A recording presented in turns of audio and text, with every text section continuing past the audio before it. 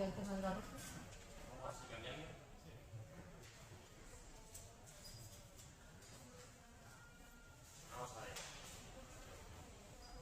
Bueno, es un placer hoy estar aquí en Cieza, en la Feria del Libro, con estos bellos autores, este bello público, en esta carpa en la que hace calor, pero es bueno para el cuerpo, sudar. Bueno, las preguntas no las saben ellos, solo las sé yo, que las redacté. Y Juan, que se las pasé y le gustó. Antes de eso vamos a hacer una introducción. Vamos a ver. Empezamos. Mavi Pastor, que nos cuente un poco sobre ella, qué tiene publicado y por qué está aquí. Bueno, pues soy escritora de cuentos Montessori, libros educativos y novelas feel good, novelas de estas que te dejan con una sonrisa en los labios, que te dejan muy buena sensación en el cuerpo. Y también tengo un blog en el que escribo de lectura, cultura, creatividad y educación, mavipastor.com, muy fácil de encontrar. Genial. Recomendable. ¿En dónde te pueden buscar? En redes sociales. En redes sociales, @mavipastor.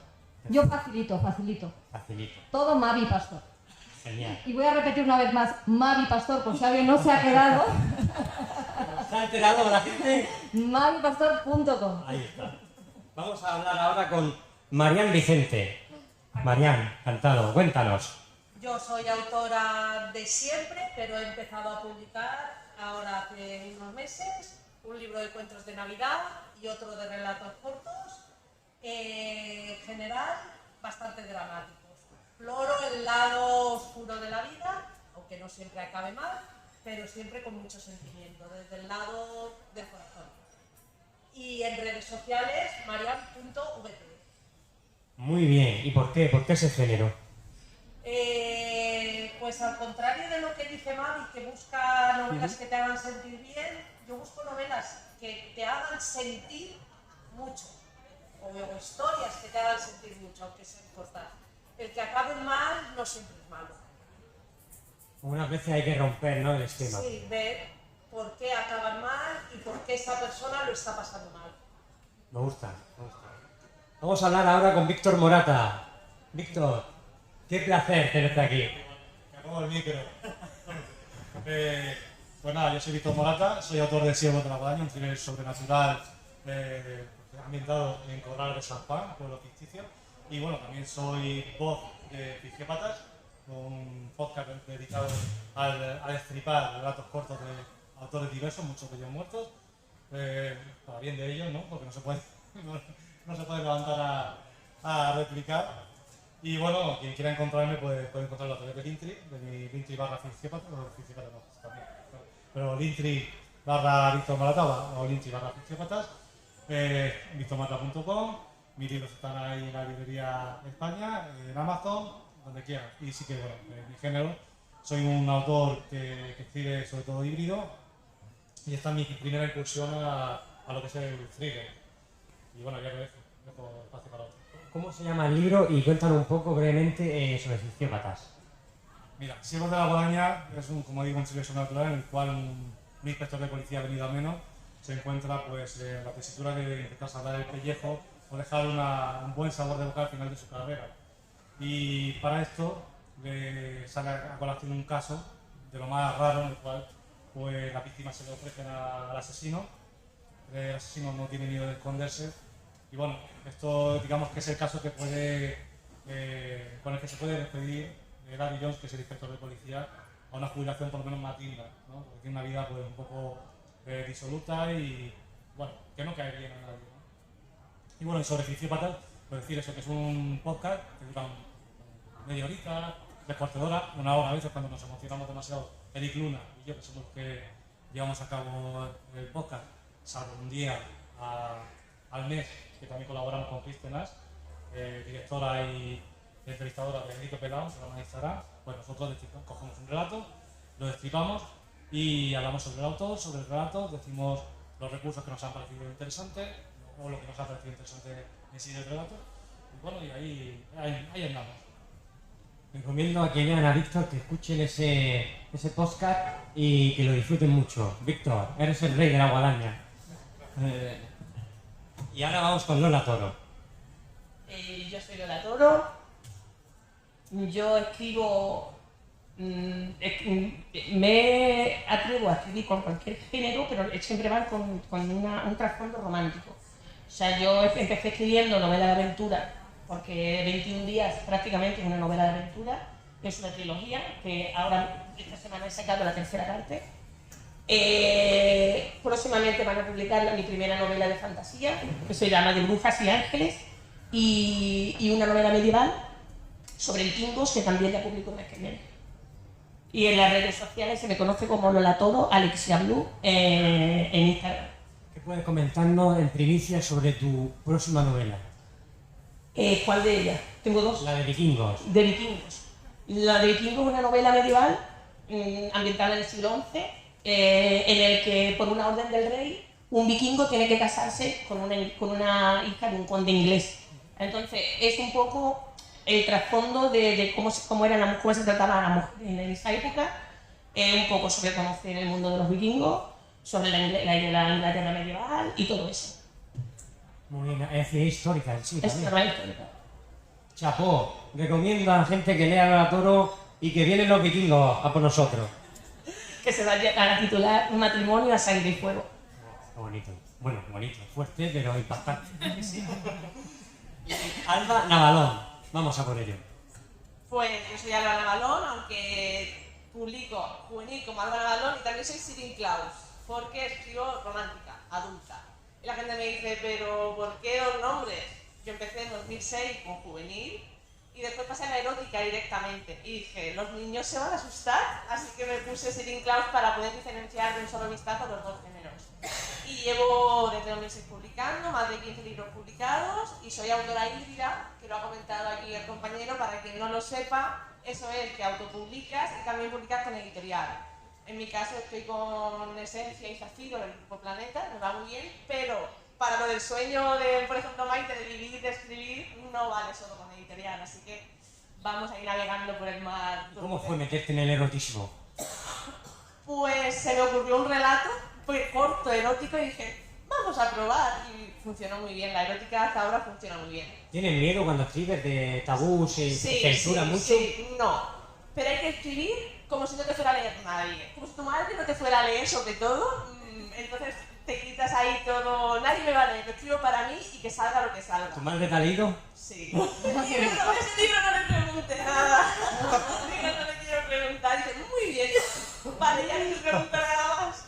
Porque tengo uno súper erótico, el de No está el horno para croissant, que fue el que precisamente con el que empecé en Esencia, ese es súper erótico. Y le gustó mucho, digo, no te voy a preguntar más, me alegro de que te guste. Bueno, recomiendo a la gente que lean a Alba y vamos a empezar con las preguntas. Vamos a ver la pelea y quién gana el debate. Bueno, empezamos por Víctor y ya vamos así y luego se pueden ir turnando los micros. ¿Cuándo se puede poner a alguien, Víctor, la etiqueta de que es un escritor? ¿Cuándo alguien se puede decir, yo soy escritor? Sí existe la etiqueta también. Te robo el micro. Empezamos fuerte, ¿eh? Empezamos fuerte. A ver, yo personalmente hablo desde mi opinión. A mí llamarme escritora a mí mismo me ha costado muchísimos años. Y yo creo que es una cuestión ya no tanto de oficio, que sí, pero es, ¿no? De experiencia, oficio, de años, sino también de confianza. De confianza en lo que uno pues, se muestra, lo que uno muestra al público y lo que uno ve de sí mismo y la confianza que tiene en lo que hace. Y yo, por desgracia, antes lo comentaba Maite, hay un señor que nos susurra, señor o señora, Dios lo pueden llamar como quieras, que nos susurra al oído y nos dice lo malos que somos un fraude, que no valemos para nada. Pues ese señor, que es el síndrome del impostor, pues yo por desgracia lo he tenido desde muy pequeñito, siempre pegado a la oreja. Entonces soy muy crítico con mi arte, ¿no? Con mi escritura, y llamarse escritor a uno mismo es complicado. Verlo en otros es más fácil. Entonces yo creo que escritor, cualquiera que escribe con más o menos cierta dedicación, cierta profesionalidad, entre comillas, ¿no? Creo que se le puede llamar. Incluso a alguien que acaba de empezar, si escribe, se le puede llamar escritor. Pero claro, es que es un término muy ambiguo. Entonces no sé si si se puede aplicar a todos o no, eso ya creo que esa etiqueta es una etiqueta personal, creo. Discrepo.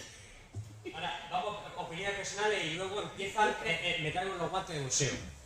Mira, yo considero que somos escritores cuando escribes un libro. La palabra lo dice, el que hace el pan es panadero, el que escribe un libro es escritor. Que seas bueno o malo, eso es ya la autocrítica tuya, porque tú te puedes decir, lo que dice en mi síndrome de impostor, me dice que no soy una buena escritora, o la gente te dice, oye, escúchame, dedícate a otra cosa, ¿vale? Pero yo creo que el escritor es la persona que escribe un libro. Pero tienes que escribir el libro para... Evidentemente, si no escribes un libro no eres escritor. Pero bueno, puede ser que a lo mejor escribas no lo publiques. Ay, bueno, eso ya es... Yo considero que escritor es el que escribe libros. Es que publica, ¿no? No, publica libros. Aunque se lo autopublique, no tiene nada que ver. Víctor, y nos vamos a qué ser. Sí. Yo, perdón. Si no vamos a contestar. No, yo creo que, a ver, etimológicamente es cierto. Pero estamos soltando las normas, ¿eh? El debate no de Bueno, venga, sí, no. No, el debate es no de- que no es había que contestarse. No, luego contesto. Me la guardo. Sí, vamos siguiendo. Yo creo que tenemos que desmitificar la palabra de escritor y escritora por nuestro bien. Escribir yo creo que es un oficio que se tiene que aprender, que tiene técnica y que tiene práctica. Y por tanto yo considero escritor a la persona que escribe con intención. Es decir, tú a lo mejor no has terminado de escribir tu primer libro, no lo tienes publicado, como por ejemplo era el matiz que decía Lola, pero tú estás escribiéndolo ya con una intención de compartirlo con el mundo, no es algo que estás escribiendo para ti, para tu intimidad. Yo creo que a partir de ese momento eres escritor o eres escritora, por mucho que seas obviamente un escritor novel, porque todavía no tienes un recorrido. Pero creo que nos hacemos mucho daño dándole ese halo de misticismo a la palabra de escritor y dejando al síndrome del impostor golpearnos durante tanto tiempo y durante tantos años, porque al final no deja de ser un oficio como otro cualquiera. Si el que pinta es un pintor, el que escribe es un escritor. Entonces, en el momento en el que lo haces como una rutina y con intención de compartirlo, para mí esa persona ya es escritor o escritora. ¡Qué bueno! Un aplauso a todos.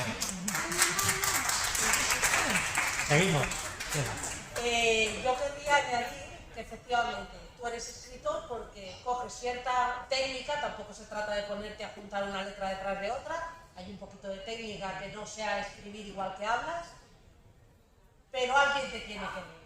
Si tú has escrito 5 libros y los tienes en el cajón de tu casa y eres tan impostor, ese síndrome es tan fuerte que no te atreves ni a autopublicarlo, ni a lanzarlo, ni a mandarlo al concurso, ni a que nadie te lea, no, te tiene que leer alguien.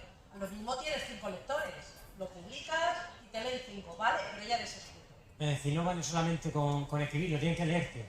Hombre, si no, ¿qué sentido tiene que yo tenga 10 novelas en mi casa, en mi ordenador y nadie las lea? Soy escritor, sí, pero un escritor privado. La palabra escritor, con todas las connotaciones que tienen en el mercado o en la cultura, es que escribes para que te lean. Creo yo. Vamos con... Yo creo que ya lo han dicho todo, la verdad, y son unas opiniones muy interesantes. No sé qué decir ya más. ¿No tienen nada? No, es que yo creo que lo que dice ella, la figura del escritor, tienes que tener cierto, no es aquella persona que escribe con intención y no necesariamente considero que tengan que leerte. Es cierto que si tú escribes, la parte realmente mágica llega cuando la gente te lee. Se abren los micros. ¿Quién quiere hablar? Y responder a lo que han escuchado. Yo, por contestar un poco, sí que creo que quizá la palabra que me faltaba por el adjetivo era el tema de la intención. La intención, como dice Mavi, yo creo que es fundamental a la hora de poder llamarse escritor. El hecho de escribir para que te lean, ¿no? Y para salir un poco a la vista.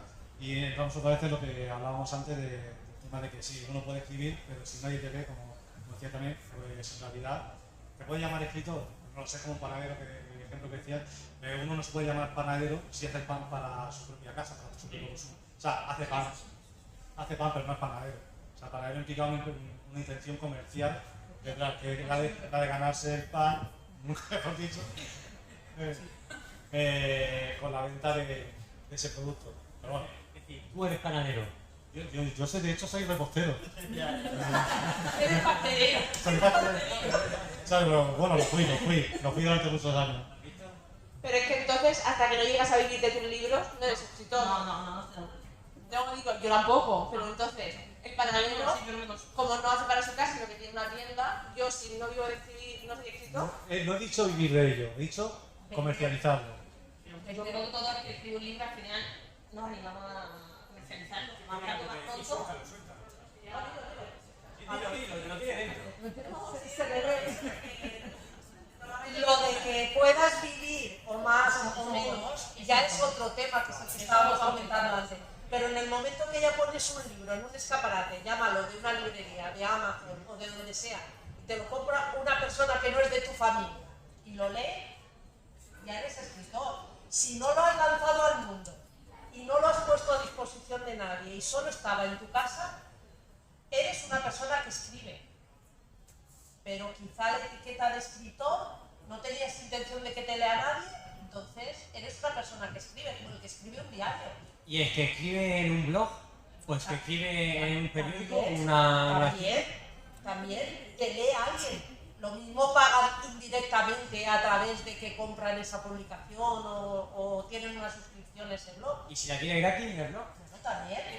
Hay quien... No pasa nada, pero ya te está leyendo gente. Que no es de tu familia. ¿Estáis de acuerdo con todo? ¿Hay algo que se prepara?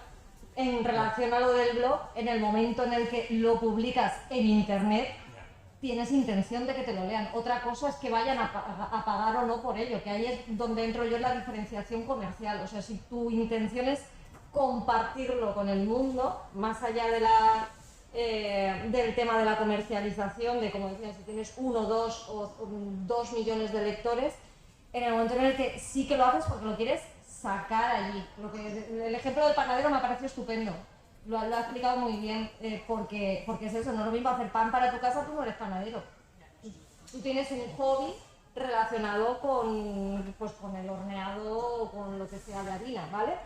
Pero si tú lo haces con la intención de venderlo, aunque a lo mejor lo vendes solo los domingos en un mercadillo artesanal y el resto de semana, de lunes a viernes, trabajas en tu oficina con tu Excel, pero sí que puede considerarse que tiene esa intención de compartirlo con el mundo. Yo quiero puntualizar al respecto, por ejemplo, del blog, que a veces traducimos directamente comercial, o sea, comercial con algo, lo traducimos en dinero. En muchas ocasiones no solamente es un comercio con dinero, el hecho de exponerse públicamente, que te lean, el feedback, eso ya es a veces un modo de pago muy valioso para el que escribe. Entonces yo creo que como hay esa intención que decía Mavi, pues ese feedback, aunque no se traduzca en dinero, se traduce en algo muy valioso que puede ser consejo, puede ser cambio de directrices a la hora de escribir, puede ser un millón de cosas, puede ser visibilidad, ¿no? Porque puede que esa persona pues haga tener visibilidad en su espacio, o le interesa tanto tu blog que haga un artículo sobre ello. O sea, es que no solamente el dinero, que luego no se puede traducir en dinero, ¿no? Para poder vivir de ello, pero no tiene por qué. ¿Algo que decir? ¿Os ha gustado esta pregunta? Sí. ¿Algo que decir del público o os gustaría decir algo? La chica aquella de allí, de fondo. Véngase para acá y hable para aquí. Nada, solo quería mencionar, yo soy correctora y tengo que mencionar a la RAE. Lo siento mucho, pero hay que diferenciar bien entre la palabra escritor y autor. Un escritor es aquel que escribe, un autor es aquel que publica. Fin del debate. Atentos a eso, atentos a eso. Oye, no podemos ver.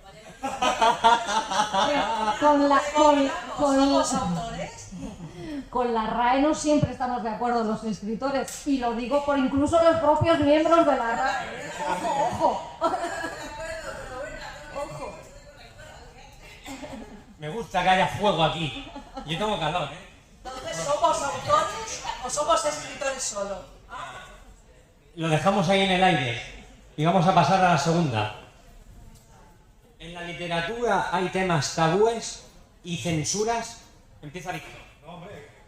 Venga, empezamos por aquel sector. Grada 8. Sí, cuando publicas te arriesgas, ahora mismo, sobre todo en esta época, a tocar sensibilidades. De, ay, es que ¿por qué le has dicho a fulanito tal apelativo? O hay temas muy sensibles y la gente ahora tiene la piel muy delicada. Ya tú como autor decides si te arriesgas o no. Pero si sueles tocar... ¿A ti te ha pasado? Mucha gente se ofende, sí. ¿Qué te ha pasado? Pues, por ejemplo, en una conversación entre dos hermanas, una de ellas era lesbiana, y entonces le hace un comentario que yo como hermana se he oído y que no hay problema porque entre amigos me dice, ay, ¿por qué le dice que yo no me puedo llamar a no sé? Pero es que así no se me llama ahora, digo, pero ¿por qué? Si es una conversación que yo a alguien que no conozco voy a decir, pero entre amigos sí. Y eso, como es literatura, la gente lo lee, lo toma como referencia, digamos, es que ahí no se puede usar. Mientras que el diálogo normal, pues se tolera más cosas que ya puesto por escrito. Es decir, que al dejarlo plasmado por escrito, como que parece que tiene más responsabilidad, la gente lo lleva mucho a su terreno, ¿no? Sí. A mí sí. Vamos por aquí, vamos pasando así, vamos al círculo inverso. Sí que hay temas tabúes, o como ella estaba diciendo, temas que a veces al ponerlos por escrito, yo el libro que he lanzado son relatos, se llama Naufragio, cuentos al borde del abismo. Ese abismo, hay relatos de muchísimas temáticas, entre ellas pues hay algún suicidio, alguna locura, alguna... Entonces hay gente que cuando dice, es que ese tema a un familiar mío no le voy a dejar leer por si acaso se lo toma mal. A ver, está tratada con sensibilidad y solo desde los sentimientos de la gente que hay alrededor o de cómo lo vive esa persona antes de que ocurra. ¿Por qué tiene que ser tabú cuando está en la sociedad cosas que ahora mismo, los malos tratos? Esa gente está viviendo también esas circunstancias, porque no lo puedes dejar por escrito. ¿Ha pasado, Miriam, en algunos casos? Sí, de que me digan, es que pasan muchas cosas malas en tu libro. Digo, ya, es que en la vida también pasan todas esas cosas, simplemente están recogiendo esas circunstancias y exponiendo los sentimientos de esa gente, de cómo lo están viviendo. Simplemente están recogiendo la realidad, porque no puedes hablar de lo que pasa. ¿Te cuesta meterte cuando quieres personajes que son malos, que hacen daño? No. ¿Te cuesta meterte en ellos? No, yo creo que soy mala por naturaleza. Madre mía. Es decir, es curioso, ¿no? Cuando escribe un personaje que es duro, ¿no? Socialmente. Sí, que da respeto, que no ¿no? está socialmente aceptado, Exacto. a lo mejor, o que está haciendo algo que sabes que lo van a rechazar, ¿no? Porque no está bien visto, ¿no? Bueno. Sí, mami. No, un segundo, porque es que Mami, ahora. me he acordado en la última novela. Tengo que salían en una plaza de toros. No era una plaza de toros, era un Grand Prix de estos de pueblo que traía vaquillas. Y a mí me dijo, uy, pero es que es un maltrato animal. Digo, pues a ver, vale que se están prohibiendo las vaquillas. Me sumo a esa corriente de cambiar porque las vaquillas y el maltrato animal no se debe usar, o digo, es que sigue habiendo en España. Pero en internet que es un maltrato animal, deberías quitarlo de la novela. Es curioso la anécdota. Vamos, Mami, ¿qué dice? Espérese. Un aplauso a la boda.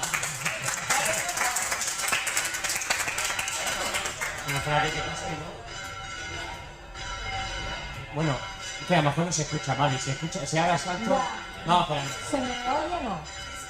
¿Sí? ¿Se oye? ¿Sí se oye? Bueno, pues en honor a los novios que se acaban de casar, voy a hablar desde la perspectiva de la novela romántica, Sí. donde hay muchas autoras que, por ejemplo, se quejan de que tienen una gran responsabilidad a la hora, por ejemplo, de reflejar historias positivas, de igualdad, en las que no haya relaciones tóxicas y demás. De esta forma, yo creo que por un lado sí que es cierto que estamos creando modelos y yo trato en mis novelas de que las relaciones sean lo más positivas posibles, pero creo también que la literatura es un arte y todo arte no debe tener cortapisas y debemos poder escribir sobre cualquier cosa. Y el lector, como lector, debe entender que lo que estamos diciendo es ficción y que nosotros, los autores, no somos ni la voz de los personajes, pero ni siquiera la voz del narrador. Son voces diferentes.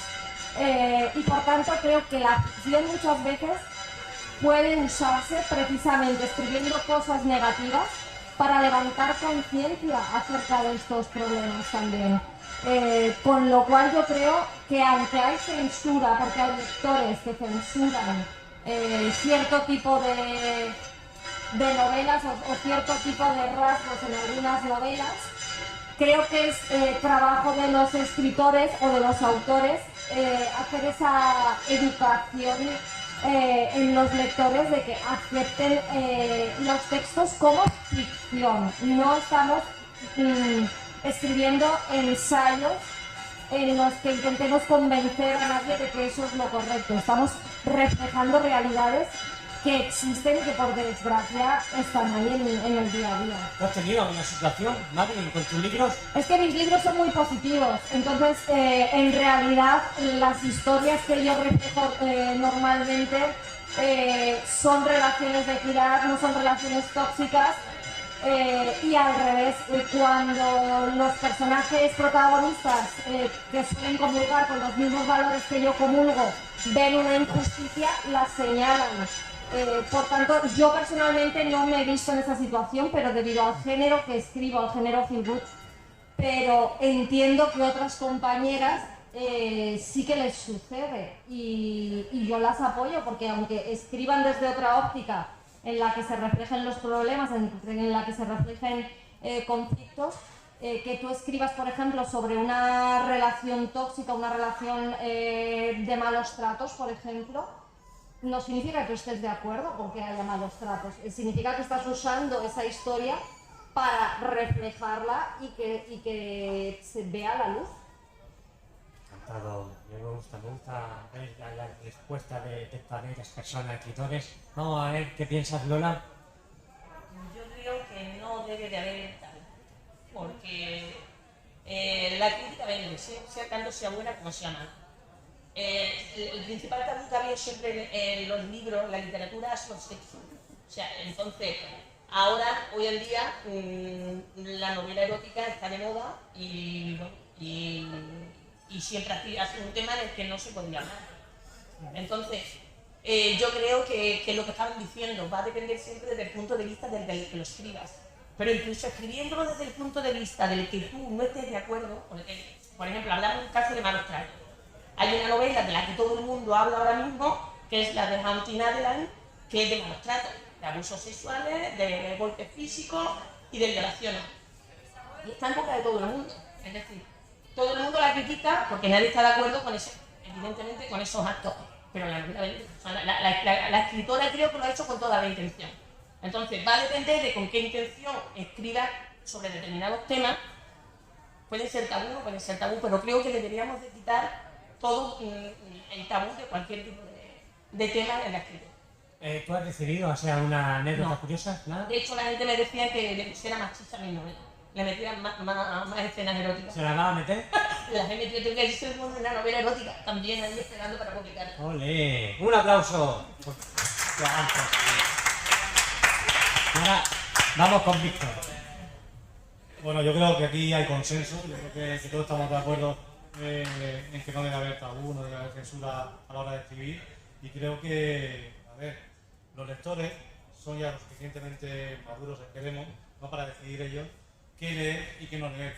Ellos ya ponen su propia censura, no necesitamos a alguien que, por paradójico que parezca, quienes normalmente censuran y establecen esos tabús son quienes menos leen, quienes menos saben de literatura, quienes menos ahondan en la cultura. Es paradójico, porque es una manera también de controlar lo que los demás deben pensar o saber. Entonces creo que la censura, lo interesante es educar al lector para que sepa identificar lo que es ficción de lo que no lo es. Y es más, si empezamos a censurarlo todo, al final lo único que vamos a ver es una tabla vacía con personajes clichés, todo muy dulce, todo muy... que tiene que haber de todo.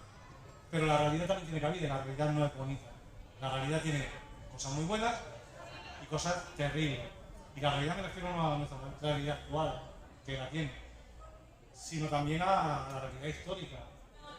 si empezamos a borrar episodios de la historia simplemente porque no nos gusta, no porque nos hacen sentir incómodos a la hora de leer sobre ellos, pues estamos borrando historia. Estamos predisponiéndonos a repetir esos mismos errores que cometimos en el pasado y es más, a no ver el daño que eso provoca. Entonces yo creo que es importante que no haya censura, que la propia censura sea la del lector. ¿Que te apetece leerlo? Pues lo lees. ¿Que no te apetece leerlo? Pues no lo lees. Y ya está, si nadie te va a poner una pistola en la cabeza para que tú leas tal libro o no. O sea, tómate la libertad de poder elegir. Y ya está, y esa es la censura que desde mi punto de vista debería existir. ¿Que hay tabú? Pues sí, hay tabús, hay temas sobre los cuales a la gente pues, le gusta más, le resulta más incómodo entrar como escritores y como lectores. Pero que sea incómodo no quiere decir que sea inválido o que no se deba usar. Simplemente están ahí para abordarlo, lo puedes abordar de una manera más o menos fidedigna o más o menos certera, pero el que te haga sentir incómodo no quiere decir que esté mal. Y yo creo que tanto lo incómodo como lo que nos hace sentir cómodo, porque cada uno en nuestro proceso vital pues no siempre nos apetece leer lo mismo, no siempre nos apetece sentirnos de una manera determinada, pues creo que debe coexistir. Y hay cada uno que decide. ¿Algo que debatir? Quería añadir, estoy muy de acuerdo con lo que ha dicho y quería poner, por ejemplo, lo que ha sucedido con la novela Lo que el viento se llevó. Es una novela absolutamente racista, ¿vale? Y son valores que no comparto, que obviamente yo no comparto, pero la he leído recientemente y me parece muy importante. Además está contada desde el punto de vista del sur, de los que defendían la esclavitud. Defendían sobre todo porque querían mano de obra gratis, o sea, una cuestión económica, ni siquiera era una cuestión de valores. Pero creo que es muy importante leerla con sentido crítico, y si quitamos este tipo de conflictos en la literatura, le estamos quitando al lector la capacidad de leer con ojos críticos. El lector no tiene por qué tragarse todo lo que lee y creer que esa es la versión correcta de la realidad. O sea, que incluso la literatura puede reflejar una realidad totalmente distorsionada, y el libro es maravilloso, es muy racista, mucho, pero es una lectura maravillosa como ficción, y así creo yo que hay que entenderlo. Sí, al respecto, también la polémica que ha habido hace poco con Roald Dahl, ¿no? Que de hecho mañana en Ficciópatas, pues si queréis escucharlo, hablamos de él y un poco de lo que ha pasado con él, que sus editores, sus albaceas, han decidido limar todas las referencias de género, alusiones al físico, etcétera, etcétera, para que tenga un acceso comercial mucho más fluido, más suave y tal. Entonces, lo que ha pasado con se llevó con Roald Dahl pasa continuamente, lo que pasa es que muchas veces no lo vemos. Algunas veces intentan suavizarlo haciendo versiones infantiles, ¿no? Que yo creo que sería un poco la manera correcta, entre comillas, de acercarlo a público más sensible para que luego aborde la obra de verdad, pero no censurando de la manera que se censura, porque como ella dice, lo que ha leído en Lo que el viento se llevó es lo que pasó. Es lo que pasó. Y eso, por mucho que quieran maquillarlo, eso es así. O sea, el sur de Estados Unidos fue lo que fue, el norte fue lo que fue, los conflictos está ahí, el conflicto existió, fue muy duro, quizás menos de lo que nos ha llegado a nuestros oídos y a nuestra vista, porque luego está lo que son las versiones, ¿no? Las versiones políticas, y eso yo lo he visto mucho a la hora de documentarme, sobre todo en Estados Unidos, que he tocado varios libros, que un mismo libro, según quien lo cuente, te habla de que fue un movimiento esclavista, pues que fue muy duro, otros dicen que no, que era necesario y que los negros no, pues que empezaban a sublevarse, luego otros decían que no, que en realidad tampoco vivían tan mal. Bueno, pero estos son versiones que se adaptan un poco a la política del que lo escribe. Entonces yo creo que aparte de reflejar la realidad, es muy importante, yo creo, a nivel del lector, ¿no? También el contexto que eso engloba, porque hoy puedes hablar, por ejemplo, de un presente que estaba sucediendo, la guerra de Ucrania o de cualquier otro suceso trágico. Si eso lo suaviza, cuando alguien lo lea 30 años después, pues no va a pensar en ello con la crudeza que lo estamos viendo hoy. O sea, le va a llegar de una manera muy edulcorada y muy real. Yo creo que es importante ser conscientes de lo que vivimos y de que eso, al fin y al cabo, nosotros como personas tenemos poder de decisión, no como lectores, sino como personas, poder de decisión de no cometer errores y de elegir caminos que sean más favorables para todos. Entonces, creo que, bueno, que no hay que eliminar esas cosas. Un aplauso. Muy bueno. ¿El público quiere decir algo? Sí, yo quería. Antes se ha mencionado la expresión que tenemos la piel muy fina y yo no creo que tengamos la piel más fina que hace 7, 12 o 40 siglos. Yo creo que a las personas nos han hecho daño siempre cosas que hemos visto, que hemos leído, nos ha gustado más, nos ha gustado menos, nos está más políticamente o ideológicamente a favor o en contra de algo, pero no lo decíamos. Creo que ahora hemos aprendido todos, para bien o para mal, lo que decíamos, ¿no? Es un debate, es complicado, pero que hemos aprendido a decir, oiga, es que a mí eso no me gusta.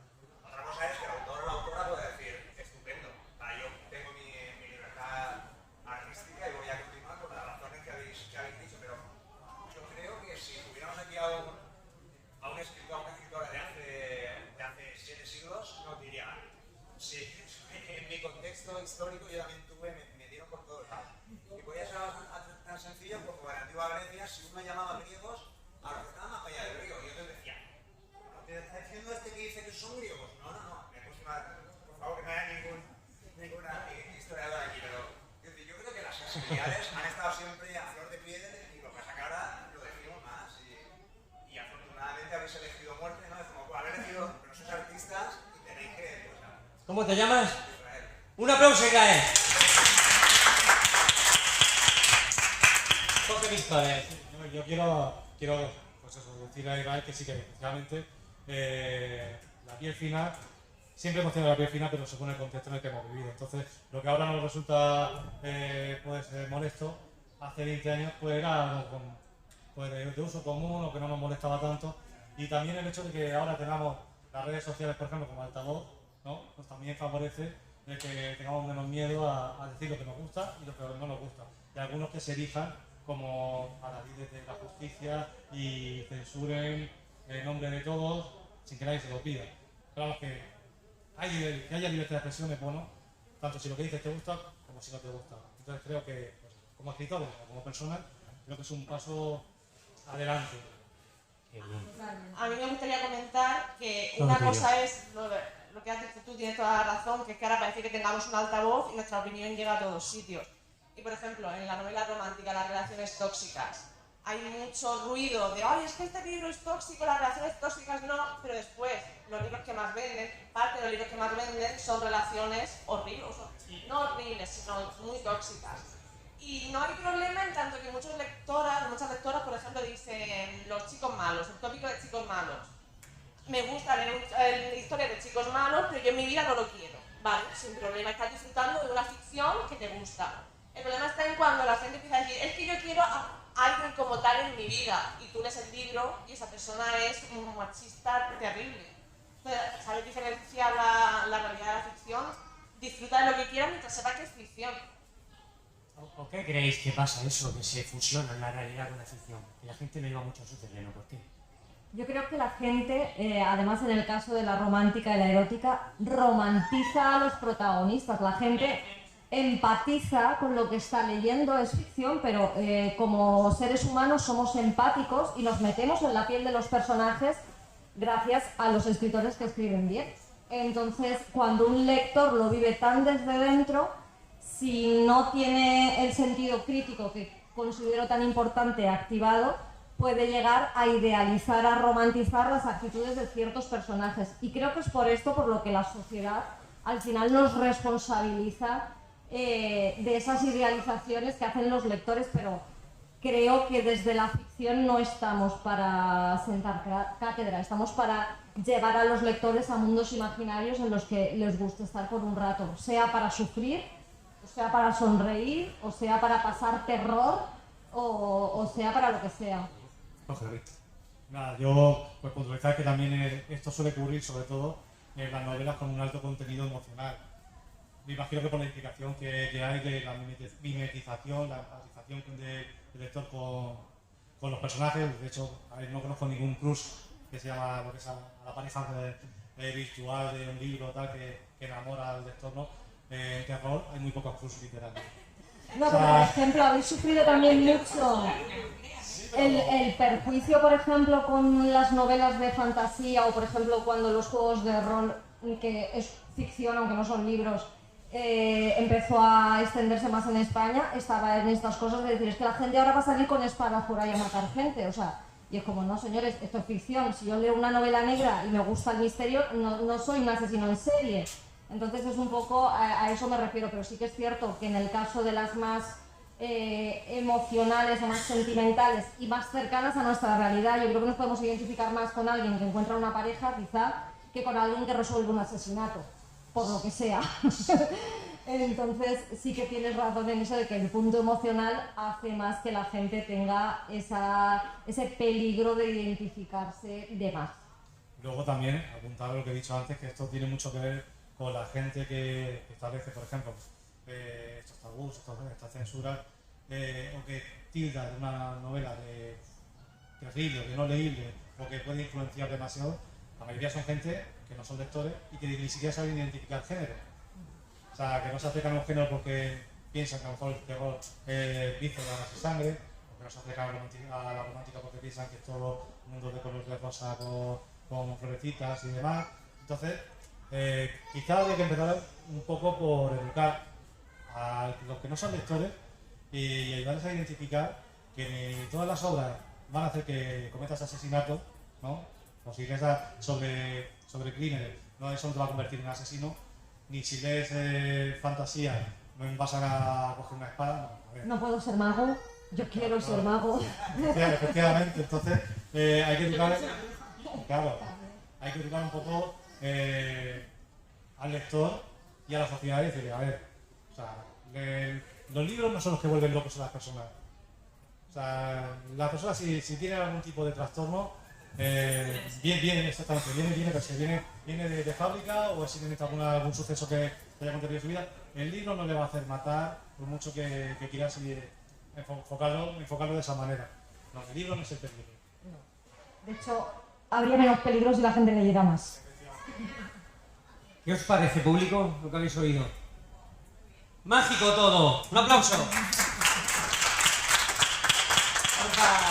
Vamos con la última pregunta para cerrar este debate. Yo me tiraría aquí todo el día, pero hay que hacer más cosas con la programación. La última pregunta. ¿La literatura es importante en la sociedad? Empieza Lola. Sí. Yo considero que la literatura debería de servir para lo que hemos estado diciendo, para que la gente se vuelva crítica.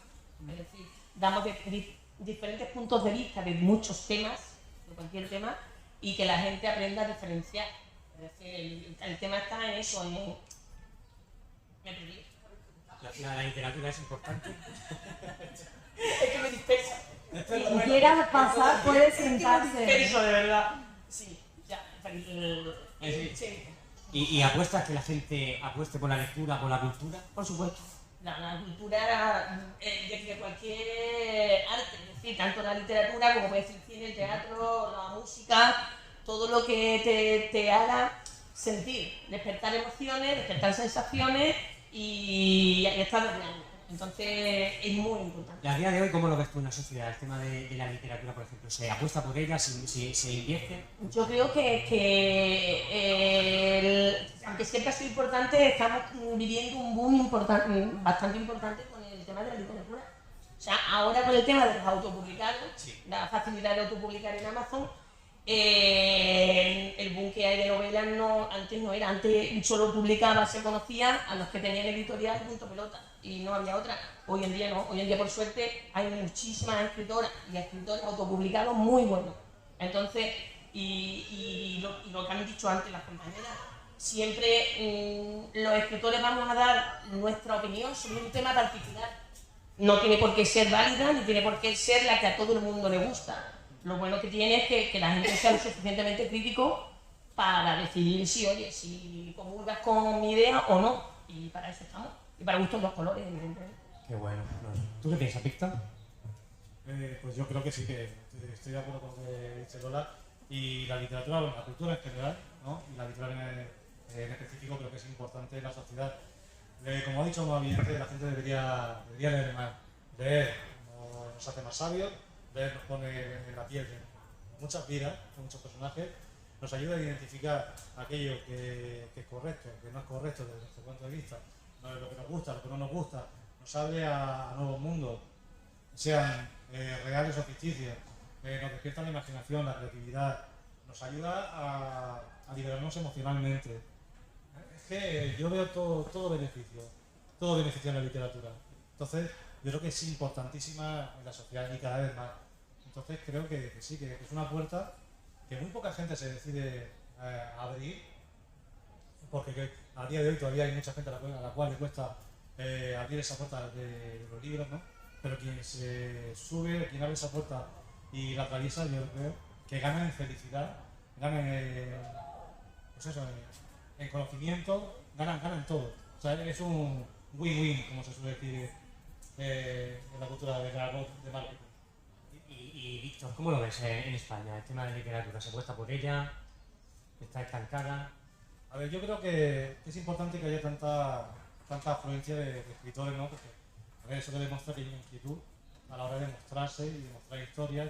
Hay gente que considera que hay nichos que están sin cubrir y están intentando cubrirlo. Creo que es importante. Ahora, lo que también sé es que de una década, de hace 10 años a esta parte, las referencias que yo tengo de gente que conoce el mundo editorial es que los directores editoriales de las grandes editoriales cada vez son menos licenciados en filología o gente con carreras de cultura, ¿no? Relacionadas con la cultura, y más gente relacionada con el marketing y con las empresariales. ¿Esto qué quiere decir? Que hay una tendencia a buscar lo comercial, hay una tendencia a priorizar la venta antes que la calidad. Y muchas veces queda en evidencia, otras veces no tanto porque la calidad está a la altura de lo que se vende, pero sí que es cierto que, y en cierto modo es lógico porque son empresas, pero hay una tendencia ahí a darle prioridad al rendimiento económico más que al rendimiento a nivel literario per se. ¿Qué piensas, Alma?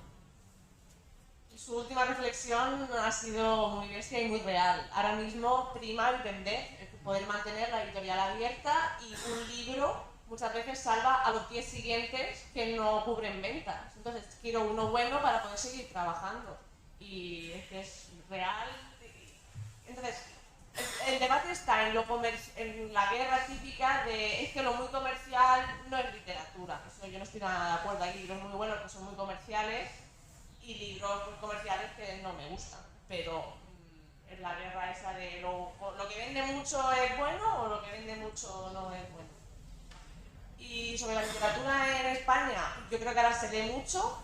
Cada vez hace un poco más de ruido porque a través de las redes puedes llegar a conocer a mucha más gente. Yo, por ejemplo, cuando era pequeña no, pero cuando en el instituto, yo tenía la sensación de que nadie leía.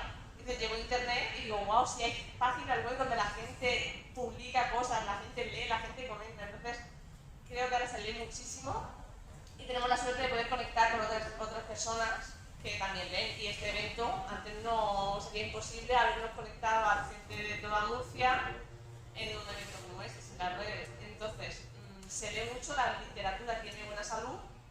El problema está en la parte comercial, en que se vende, que se publica. Y otra cosa que sí que quería comentar es la gente mi opinión es que la gente que no lee, que hay mucha gente que su contacto con los libros ha sido a nivel colegio, lee esto y después crece y no le gusta leer, es porque no ha encontrado un libro que le gusta, la temática que le gusta, porque hay temática para absolutamente todo. Te guste lo que te guste, hay un libro para ti.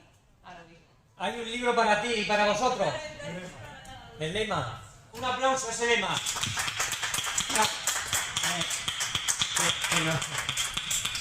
La verdad que qué público más grande. Miriam, ¿qué piensas? La literatura yo creo que es de lo más importante. Bueno, vamos a equipararla con el resto de artes y con todas esas cosas que muchos dicen que no valen para nada. No vale para nada pintar, no vale para nada estudiar música, no vale para nada estudiar danza, porque no vas a vivir de eso. Y sin embargo es de lo más importante, porque todo eso es lo que da sueños. una forma de ver la vida diferente, el que baila, el que escucha música, el que la crea, el que lee, el que crea los libros, o sea, el que actúa en una obra de teatro, el que la escribió, todo eso da una forma de ver la vida diferente. El que te hace llegar a mundos donde no habrías vivido jamás, porque a lo mejor jamás vas a ir a Australia y estás leyendo un libro ambientado allí, no lo sé. O estás escuchando una música que la crearon hace 3 siglos y tú no vivías ahí y no sabías cómo pensaba el que creó esa música.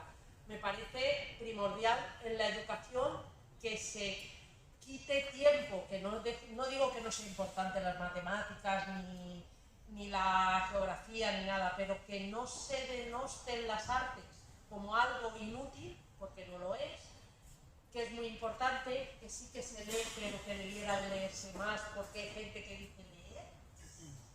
Yo no pierdo el tiempo en eso, porque requiere una concentración que hoy mucha gente no está dispuesta a dedicar a algo, que requiere una concentración cuando mirar el móvil no requiere esa concentración. Entonces, bueno, ahí está la lucha de hoy día, las redes y otras cosas y tantos inputs que nos entran por tantos sitios. Pero que viva la literatura. ¡Viva la literatura! ¿Y Mavi, qué piensas tú? Bueno, estoy muy de acuerdo con lo que han dicho mis compañeros y de hecho voy a coger ideas sueltas de cada uno de ellos y voy a enlazarlas.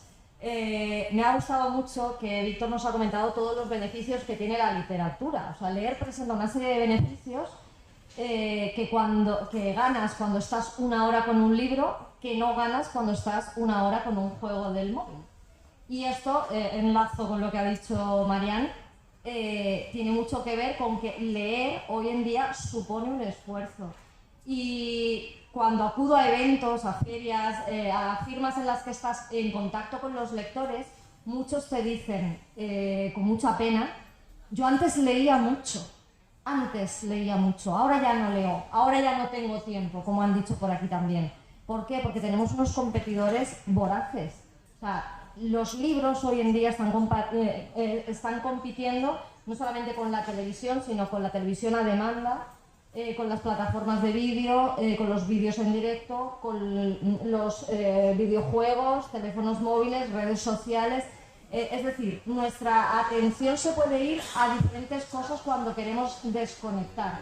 Algunas parecen las opciones rápidas para cuando estamos cansados, pero sin embargo esas opciones rápidas no nos van a proporcionar todos esos beneficios que nos ha enumerado antes el compañero. Por lo tanto, es cierto que se está leyendo más, es cierto que se está publicando más, gracias sobre todo a que los autopublicados hemos podido entrar en el juego, pero se está leyendo, algunas generaciones están leyendo menos. Y aquí es donde creo que viene la sorpresa, porque según las estadísticas, quienes más leen en nuestro país son los jóvenes.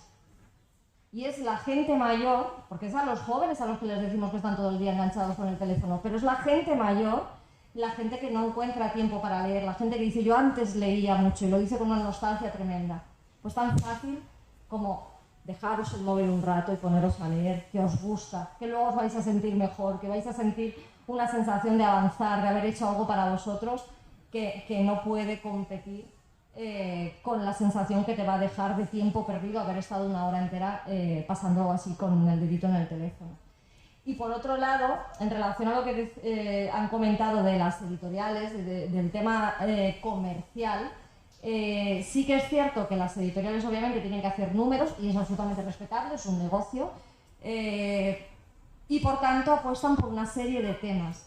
En cambio, los autores independientes, cada uno de nosotros arriesgamos con los temas que nos mueven en las tripas, sin importar el resultado comercial que eso vaya a tener después. Por eso invito a que la gente que no haya descubierto autores independientes, aunque no les suenen los nombres de nada, que se atreva, porque les van a ofrecer las historias más personales, más originales y más arriesgadas, porque no temen a nada, porque no tienen nada que perder, porque es algo que tienen ahí dentro y que necesitan sacar al mundo. Así que animo a todo el mundo a que se anime a leer a los autores independientes. Hay que animarse a leerlos, vamos a por ellos. preguntas por aquí y mientras que vayan preguntando yo voy pasando la libreta que me dejan una firma, dejan una firma, una palabra que necesito vender autógrafos para ganarme sustento diario. Venga, por aquí, gracias. No, yo quería preguntar a nivel gubernamental si veis que tenéis la suficientemente ayuda a la hora del tema de apoyar la literatura, dar salida, a conocer autores, a vender más libros. Ya aprovecho a preguntarle ahí del precio fijo que tienen los libros, donde ni siquiera el editor puede bajar más de un 5% del PVC de lo que tiene la disposición legal. ¿Eso vosotros lo veis a favor o en realidad os está perjudicando? Porque cuando los libreros no pueden, te mueven el libro a la editorial y no puedes sacar una promoción, es decir, a un precio irrisorio para liberar el stock y a lo mejor así conocemos autores. Y eso es imposible. En realidad, al final de la vida del libro, si las editoriales devuelven, sí que se puede hacer una liquidación final por parte de las editoriales. Durante la vida normal no pueden bajar más de un 5% de habitual y un 10% en ferias de libros. Pero ya cuando hay una tirada grande que no se termina de vender, por ejemplo, has hecho 5.000 y te sobran 1.000, los últimos 1.000 sí los pueden vender, las editoriales sí pueden liquidarlos a precio de saldo. Por ejemplo, si valía 10, lo ponen a 5, que son los que después se venden los expositores. Novedades por 6 euros, son ese tipo de libros. El precio fijo, ni a favor ni en contra. Eso, en realidad no es la editorial la que rebaja, sino sería el librero. Es que hay algo que mucha gente no sabe, es en qué se reparte el precio de un libro. ¿Sabéis cuánto cobramos los autores? Quien lo sepa que se cae y quien no lo sepa que haga elucubraciones. ¿Cuánto gana de 10 euros? Un libro de 10 euros. ¿Cuánto me llevo yo? 9. Publicándolo en editorial, no publicándolo. Ojalá. No publicándolo tampoco. No, ya. Todavía, vamos. ¿Lo sabes o liquidación? Pues nos llevamos un 10%. Y en edición de bolsillo un poco menos. Entonces, un 10% el autor, un 30% el librero, un 30% la empresa que lo guarda y distribuye, el distribuidor. Y el otro 30% la editorial. Ya no todo el mundo menos nosotros. Entonces, el que más podría rebajar quizás sería el distribuidor, que no lo va a rebajar, y el librero, pero es que tampoco necesitan vender. Entonces, el precio fijo de los libros, los agricultores ahora desearían poder tener el precio fijo de la fruta para no vender por debajo del coste. Entonces, queremos lo que no tenemos. Espera, antes de continuar. ¿Cómo te llamas? Rubén, vaya preguntas lanzado. Enhorabuena. ¡Nuevo! Yo quería decirte algo que quizá te sorprende. Creo que la respuesta que esperabas era si nos perjudica no poder rebajar nuestros libros. Pero, por ejemplo, nos perjudica no poder subir de precio nuestros libros. Porque, por ejemplo, un libro que tienes publicado desde hace años, en el momento en el que nosotros compramos el ISBN, tenemos que decir el precio legal de ese libro para toda la vida. No sé si os suena una cosa tipo la guerra de Ucrania, la subida del precio del papel, la subida de los carburantes. Pues un libro publicado hace 5 años tiene un precio fijo que no se ajusta al coste real que nosotros pagamos ahora mismo por producir, en el sentido más literal de producto, ¿vale? Por imprimir y distribuir ese libro. Por lo tanto, nos perjudica, en este caso nos perjudica a nosotros y les perjudica a las editoriales y a los que soportamos los costes de impresión y de distribución. En el caso de los autores independientes, al ser nosotros quienes nos autosubvencionamos, que también tu pregunta inicial era si teníamos ayuda en ese sentido, tenemos la ayuda de los lectores, tenemos la ayuda del boca a boca, de cuando a un lector le gusta un libro y lo recomienda, nos hace un favor enorme. Cuando nos recomiendan en redes sociales, cuando nos dejan reseñas, cuando compran nuestro libro en Amazon, en plataformas como Goodreads o Qué libro leo, etcétera, etcétera, ahí es cuando nos están apoyando y ese es el apoyo que a día de hoy tenemos los escritores independientes. Más allá de eso, estamos solos en esto. Bueno, yo quería apuntar, bueno, estoy muy de acuerdo con lo que habéis dicho y los datos son eso, al final el autor es el que menos cobra, ¿no? por ser el creador, ¿no? Y, o sea, por ofrecer lo que es el producto. Y esto, a ver, un libro no se escribe en un día. O sea, son horas de documentación, son horas de trabajo, son horas que le restas a la familia, que le restas a tiempo de ocio, que le restas a tu vida, ¿no? Entonces, es irrisorio. Y esto, vamos, no sería mayor problema si no fuera porque además las grandes editoriales se llevan el 90% del pastel, porque además esas grandes editoriales, muchas de las editoriales que conocemos están bajo su auspicio y pertenecen también a las grandes editoriales. Y las distribuidoras además tienen una especie de mafia montada a través de la cual otras pequeñas distribuidoras que son más equilibradas, ¿no? O más justas, intentan mover sus libros, pero no pueden porque las grandes editoriales y distribuidoras no se lo permiten. Y entonces, claro, no solamente no te están haciendo un favor a ti distribuyéndote, sino que evitan que quien sí lo quiera hacer lo haga convenientemente, porque también hay libreros amenazados, etcétera, etcétera. Entonces, eso tampoco, o sea, es injusto por esas dos partes. Y mucha gente no lo sabe. La gente piensa que ese escritor tiene su libro, vale 18, 20 euros, lo que valga, pues está forrando, ¿no? Y no es así. El escritor tiene que vender muchísimo, pero muchísimo, muchísimo, para llegar a amortizar sus libros, ¿no? Y creo que hoy en día en nuestro país hay muy poquitos autores que puedan decir, o escritores, que puedan decir que pueden vivir de ello porque amortizan su trabajo, ¿no? ¿Alguna pregunta? Yo quería todavía volver a mencionar y creo que volver es que a mí me parece muy interesante. Vemos aquí toda la vida el tema del precio, por ejemplo, de los libros en España. Esto va a parecer un poco extraño, pero yo viví muchos años en otro país en el que el precio de los libros estaba directamente intervenido por el gobierno. No pensé que estuve viviendo en Venezuela. Vivía en un país extremadamente liberalista, capitalista y bastante conservador económicamente, como el Reino Unido, que dijo, escucha, no, que si dejamos a las, como decía el compañero, si dejamos a las empresas privadas, no, si repartirse el pastel, la gente deja de leer porque es imposible. O sea, no que deje de leer, pero es como, no sé si he visto los precios de los libros de niños, es una vergüenza. O sea, yo tengo en casa libros infantiles que valen 3 veces menos que mi versión británica que mi versión española. Y eso, la pasta se la está llevando alguien. Y desde luego no es el autor o la autora. Entonces, me parece muy interesante porque además tiene un montón de aristas. Es muy complicado cuando dices apoyo gubernamental, pequeño librero. Es simplemente decir que es un tema y que también influye el mercado, el público. No es lo mismo hacer una tirada para España, bueno, te has dicho Reino Unido.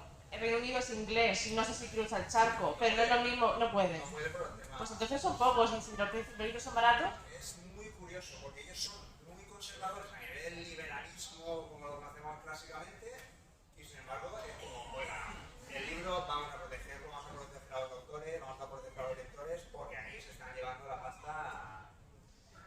Los libros infantiles en Reino Unido, como dato, para empezar se imprimen en tapa blanda porque se considera que el libro, lo importante es la historia, no es el libro como objeto, mientras que en España la mayoría de cuentos infantiles veréis que son de tapa dura para colocarlos bonitos en la estantería Montessori, que se vean de frente. Allí los libros infantiles, los cuentos están a 5 euros.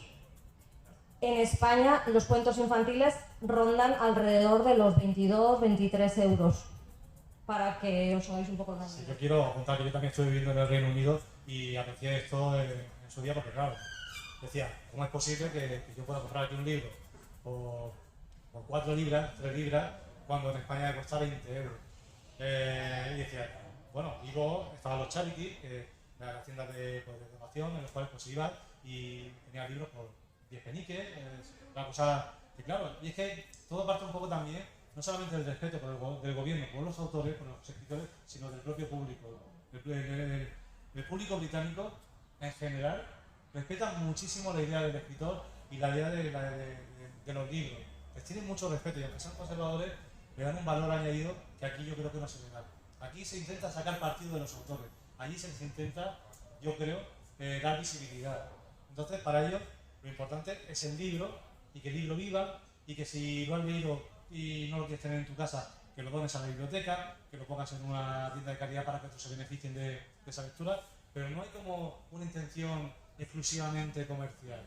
O eso por lo menos lo que yo percibí. Yo le preguntaba a la gente, O sea, para nosotros los escritores, pues, son una figura muy respetable. Pregúntale a un escritor a alguien de aquí, de aquí, algunos lo respetan y otros dicen, otro escritor. O sea, no sé, y yo creo que parte de eso. Y que el gobierno apueste económicamente por el autor es algo que se debería hacer aquí y que aquí se hace de una manera muy camuflada o muy sutil, pero de manera también insuficiente.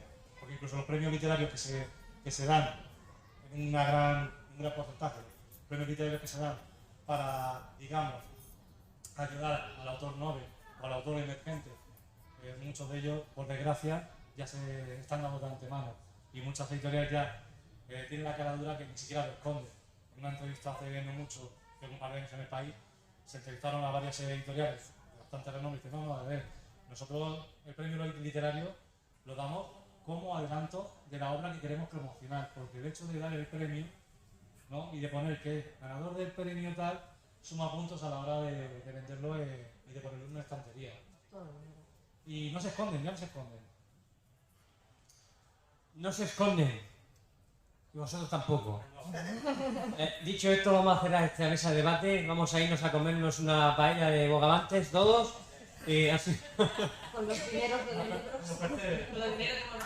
Agradecer a Alicia, a la Librería España, a todos los que habéis apostado por que estemos aquí. Y gracias al público, a la literatura, al arte, a la gente, a Cieza y a la floración de Cieza y a la gente de Cieza. Gracias.